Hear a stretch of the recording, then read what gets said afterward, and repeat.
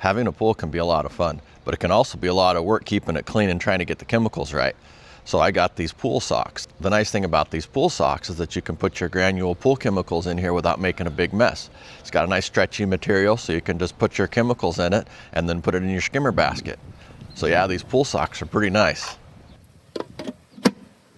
I tested my pool chemicals and the CYA is low, which means my chemicals in the pool won't last as long, the chlorine won't last as long, so I'm going to put a stabilizer in there, help the chlorine last. But the stabilizer is like a powder, so I use these socks to hold the powder in. So I got my pool stabilizer.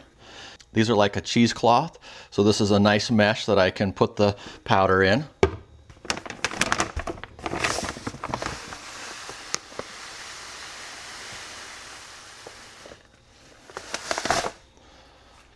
It's just these fine little granules, and so I'll pour them in here, and then I'll tie this sock off, and then I'll put it in the skimmer basket in my pool. And then you can just tie it off because it's got a nice long sturdy sock, and then it's got a nice stitching on the top. So these are great for this technique.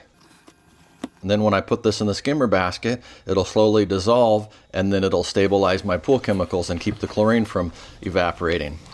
I got it in my skimmer basket. I'm just going to take out the pool hose that I got connected to the pool vac.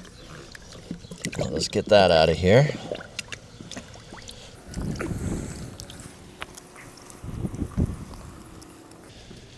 And then I can put my skimmer basket in there with the little pool sock holding everything together.